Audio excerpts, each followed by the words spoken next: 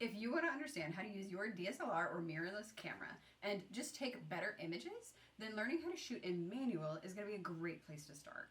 Today's video, we are teaching all about shutter speed, one of the 3 fundamental controls you have over your camera, and how you can use shutter speed to either freeze motion in place or create some artistic motion blur. But before we jump into that, we want to introduce ourselves. I'm Hunter. And I'm Sarah. And we're Hunter and Sarah Photography, a husband-wife professional wedding photography team. We're also educators, and our goal is to help photographers to build strong foundations in both their businesses and their personal lives so that they can run profitable and sustainable photography businesses. Now, last week, Sarah and I introduced you guys to shutter speed. We talked all about what it is, why it's important, and how it affects both the light and the motion blur of the images that you take. Yeah, and this whole series about manual is really the kind of thing that builds on itself with each video. So if you did miss last week's video, the introduction to shutter speed, we'd really recommend going back and checking that one out here. We also did a couple of videos on Aperture last month that you can find by viewing our channel, clicking playlists, and then finding the Shooting in Manual playlist. But in case you just need a quick refresher, other than controlling the overall amount of light that hits your image sensor, shutter speed's main effect is on whether or not motion is frozen when you take a photo. So fast shutter speeds will freeze motion, whereas slower shutter speeds will actually allow motion to sort of blur in your imagery. So here's an example, again, the same one we used last week to really showcase what we mean by motion blur compared to frozen motion. Yeah, but maybe you are wondering what we mean by like fast shutter speed and a slow shutter speed. After all, most cameras kind of range from shutter speeds that are a few seconds long to shutter speeds that are measured in like thousandths of a second.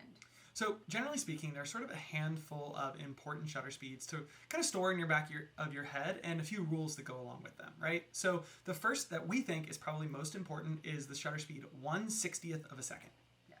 So if you are taking photos with your camera in your hand and not using a tripod, which is how like almost all portrait and wedding photographers shoot like all day long. The only tripods we own are here to record these videos. We literally don't ever use them. Then most photographers agree that anything slower than 1/60th of a second is like you're flirting with trouble. Even if your subjects were completely still, if you're shooting with a shutter speed any slower than 1/60th of a second, it's actually going to be like the natural shaking of your hand that can cause your image to be entirely blur or just like a little blur depending on how low your speed was. And if you have naturally like very shaky hands like I do, then your minimum shutter speed, even for subjects that are like standing completely still and are not moving, should be closer to like 1/100th of a second or even faster.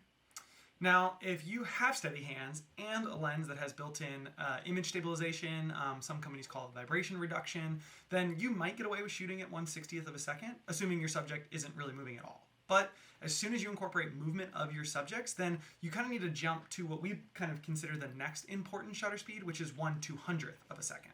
So for Hunter and I, if we are photographing a wedding day or a portrait session and our subjects are walking or maybe they're dancing, we want to ensure that our shutter speed is at least 1/200th of a second and sometimes even faster, just to make sure that the like motion of a twirl or a walk is going to be frozen and not have any blur. Now, if your subjects are moving faster than a walk or a dance, like if we have them run, or maybe say we were photographing a sporting event, which we don't really, haven't done since we were in high school, but then we would want our shutter speed closer to like 1/500th of a second, and minimum shutter speeds even faster than that are really for things like, speeding vehicles and flying birds, and we're wedding and portrait photographers, so we don't really mess with any of that. Yeah. I like to watch the birds. I don't want to like shoot the birds. Yeah. But what about shutter speeds slower than 1/60th of a second? When might a portrait or wedding photographer actually realistically use those? And the answer is when you want to intentionally create motion blur.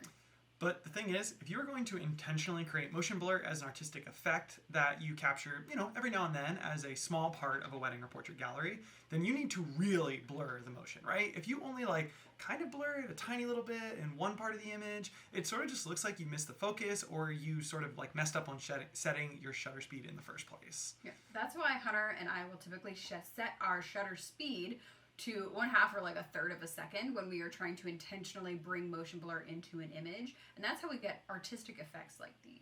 But keep in mind, no matter how cool you think these images might look, an image like this might be 1 out of every 50 or even 1 out of every 100 images in a portrait or wedding gallery. So these can be fun additions to a portrait session, or pop a few of these into the dancing photos section of the night. But images like this should not make up anything close to the bulk of a gallery. Like, probably shouldn't even make up like double-digit percentages.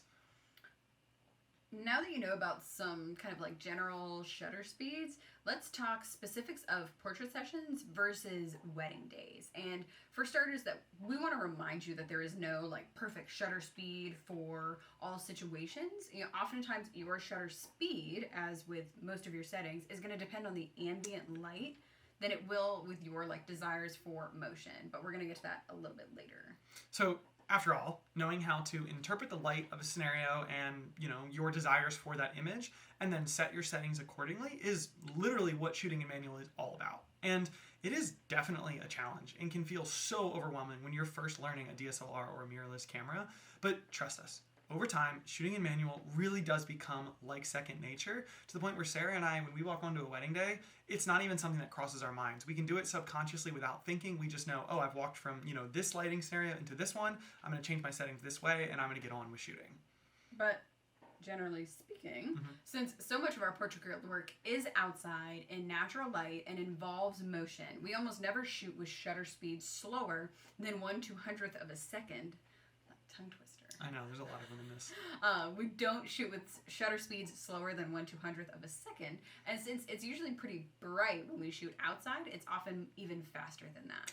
And that's a really important thing to keep in mind, as all of these sort of important shutter speeds we've been talking about are minimum shutter speeds, right? And so if we say, oh, don't go any slower than 1/200th of a second in order to capture motion, it's not like going faster than that is going to, freeze the motion anymore, right? These are minimums. So if your image is too bright based on how you've set your aperture and your ISO and your shutter speed is at 1/200th, like, you can just go faster than that. You can just speed your shutter speed up more and more until the image is properly exposed. Yeah, in fact, when we went back and looked at all of the engagement sessions that we did this past year, 84% of the portraits that we delivered were captured at 1/200th of a second or faster, and like less than 1% of the images were at shutter speeds slower than 1/60th of a second.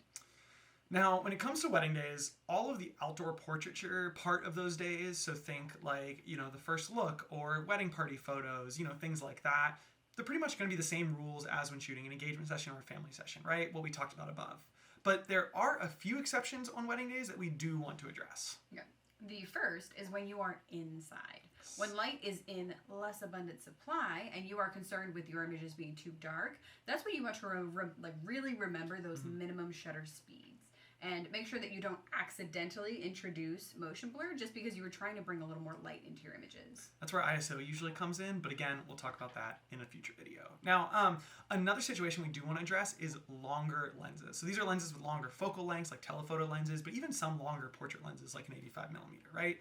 So there is this old rule of thumb that if you use a shutter speed that's slower than the focal length of your lens, you're likely to introduce motion blur from the shaking of your hands. And so what I mean by that is if you're using an 85mm lens, then shutter speeds slower than 1/85th of a second could potentially introduce some shaking, some motion blur from the shaking of your hand. So kind of similarly, if you're using a 200mm lens, then usually your minimum shutter speed should be closer to 1/200th of a second, right? So most portrait work happens between 35 and 85mm, which is why we said 1/60th of a second is sort of a good general minimum shutter speed. But the true minimum that you should be using to avoid motion blur of any kind depends on both the focal length of your lens and also, as Sarah mentioned before, how steady or how shaky your hands are.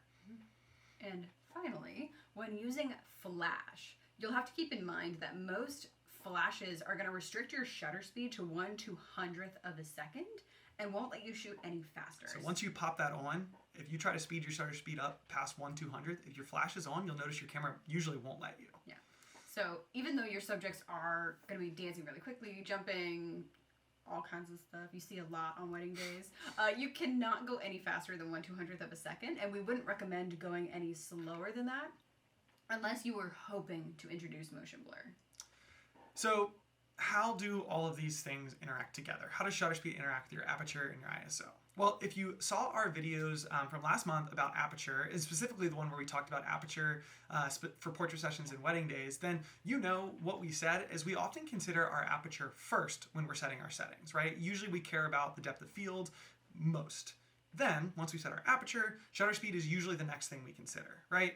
And oftentimes it's the minimum aperture, right? You know, if we want to avoid that motion blur most of the time. And then from there, it's really just about the ambient light.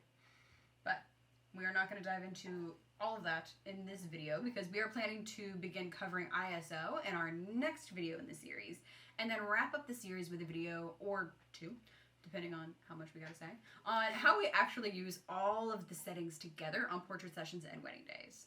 But the one important thing to realize is no matter what, you will need to make adjustments to all of your settings in tandem. So when you speed up your shutter speed in order to freeze motion and give up a little bit of light, you're going to need to get that light back from somewhere else. So either by making your aperture more open or increasing your ISO. And sort of vice versa, if you are going to allow a little bit of motion blur so you slow down your shutter, then you're going to have to compensate by darkening your image by either closing down your aperture or turning your ISO down. But more on that in future videos in this series. Speaking of which, that is it for this week. Guys, thanks for watching. We really do hope these two videos on shutter speed have helped you have a better understanding of what it is, how it works, and when you should use it and how for your own portrait and wedding photography. If you found this video helpful, we would encourage you to leave us a comment below, like it, subscribe to our channel. That way you will be notified when we publish our next video in the series all about ISO. And if you haven't already, we would really encourage you to join our Facebook community called Mastering the Wedding Photography Biz with Hunter and Sarah. We are using that group to build a free community of other photographers who are also building their portrait and wedding photography businesses, helping each other out all the way, along the way. And we are in that community almost every single day, posting new content, starting conversations, and answering questions of anyone asks. But thanks, guys. We'll see you next week.